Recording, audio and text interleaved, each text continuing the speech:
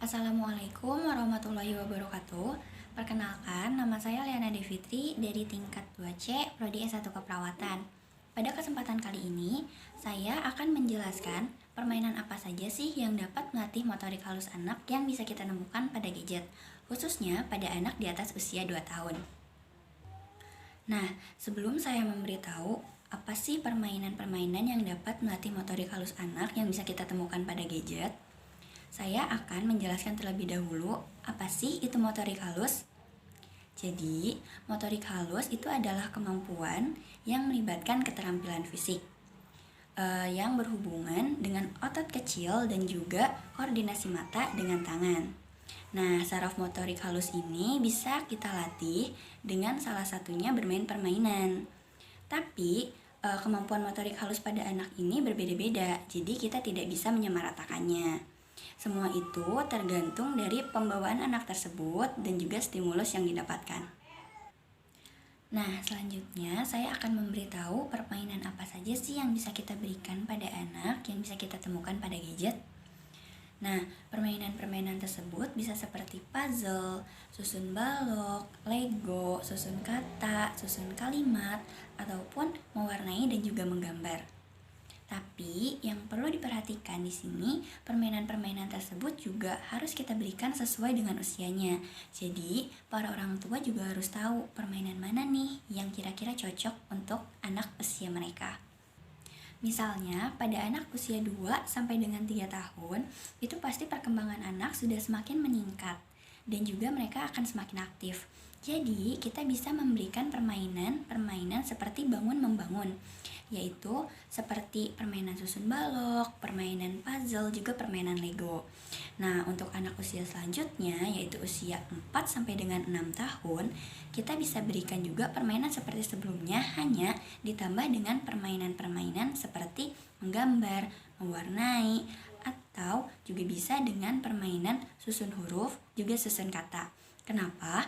Karena pada anak usia ini, kemampuan berpikir mereka akan semakin meningkat dan rasa keingintahuan mereka juga akan semakin meningkat. Nah, yang perlu orang tua perhatikan juga saat kita memberikan permainan pada gadget tersebut, juga kita harus mengawasinya. Selain itu, juga kita harus memberikan waktu atau batasan untuk mereka bermain game. Misalnya, 1 jam untuk mereka bermain. Selanjutnya, saya akan memberitahu apa saja sih manfaat permainan pada gadget untuk anak. Nah, yang pertama, manfaatnya itu bisa mempererat atau memperkuat ikatan orang tua dengan anak. Kenapa bisa begitu? Karena hubungan orang tua dengan anak itu bisa terjalin saat orang tua mengawasi anaknya saat bermain gadget. Nah, dengan seperti itu pertumbuhan anak akan semakin optimal. Juga anak akan merasa aman dan dicintai. Yang kedua, komunikasi anak dengan orang tua juga akan semakin baik. Karena pada saat anak bermain gadget, orang tua bisa mengajak anak untuk berdiskusi tentang apa sih yang sedang mereka lakukan. Yang ketiga, juga dapat meningkatkan ikatan emosional. Nah, ikatan emosional ini itu dapat ditingkatkan saat orang tua sedang menemani anaknya bermain gadget. Nah, ikatan yang baik ini itu bisa menjadi modal untuk anak-anak kita agar mereka dapat melatih kemampuan sosial dan juga emosi saat besar nanti. Yang keempat, pastinya juga bisa meningkatkan motorik halus anak. Misalnya saat anak memegang gadget ataupun saat anak sedang memainkan permainan, pasti mereka menggunakan koordinasi mata dengan tangan. Nah, itu juga bisa meningkatkan kemampuan motorik halus pada anak. Yang kelima, dapat meningkatkan cara berpikir anak, yaitu contohnya saat anak sedang bermain puzzle, anak tersebut akan dilatih bagaimana sih cara menyusun potongan-potongan gambar menjadi satu gambar yang utuh. Manfaat yang keenam juga bisa meningkatkan kreativitas pada anak, karena permainan-permainan yang diberikan itu bisa melatih keseimbangan otak kanan dan juga otak kiri pada anak. Contohnya saat anak sedang bermain, menggambar, ataupun mewarnai.